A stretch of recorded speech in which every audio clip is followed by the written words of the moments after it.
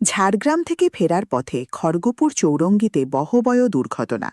আহত পিংলার ২৪ জন শ্রমিক।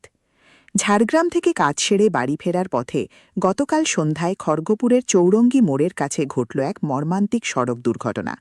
ঘটনায় গুরুতর আহত হয়েছেন পশ্চিম মেদিনীপুর জেলার পিংলা ব্লকের জামনা এলাকার অন্তত ২৪ জন শ্রমিক। স্থানীয় সূত্রে জানা গেছে, কাজের উদ্দেশ্যে ঝাড়গ্রাম গিয়েছিলেন জামনার এই শ্রমিকদের দলটি। কাজ শেষ করে ডানিতে করে গ্রামে ফেরার সময় খড়গপুরের ব্যস্ততম চৌরঙ্গি মোড়ে গাড়িটি দুর্ঘটনার কবলে পড়ে। বিকট শব্দ শুনে ছুটে আসেন স্থানীয় বাসিন্দারা। খবর পেয়ে দ্রুত ঘটনাস্থলে পৌঁছায় পুলিশ।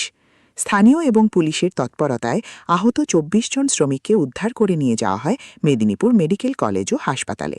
বর্তমানে তারা সকলেই সেখানে চিকিৎসাধীন।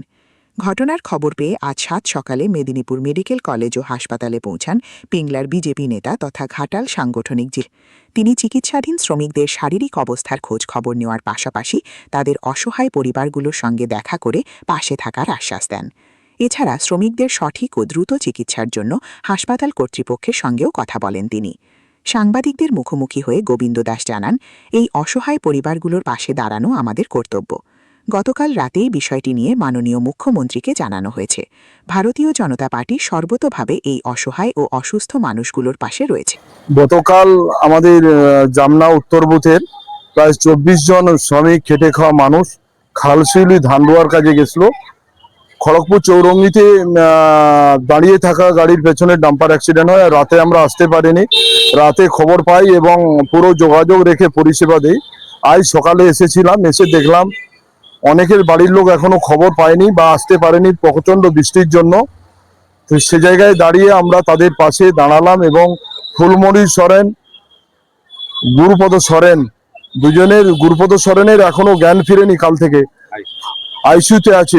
ফুলমণি সরেন কোমরটা পড়ে গেছে এবং সবাই ২৪ জনই ইনজিওর, খুব ভালো ইনজিওর। আমরা মানবিক মুখ্যমন্ত্রী শুভেন্দুবাবুকে গতকাল রাত ১১টায় আমি জানিয়েছি বিষয়টা, উনি বিষয়টা দেখছেন, আমি আজকেও জানিয়েছি। আমরা ভারতীয় জনতা পার্টির কার্যকর্তা হিসাবে আমাদের সরকারের মানবিক তুলে ধরার জন্য এবং আমরা আমাদের যে চলার পথ আগামী দিনে দুস্থ মানুষের পাশে থাকা এবং অসুস্থ মানুষের পাশে পরিষেবা দেওয়ার জন্যই সকালে মিদনাপুর মেডিকেল কলেজে ছুটে আসি।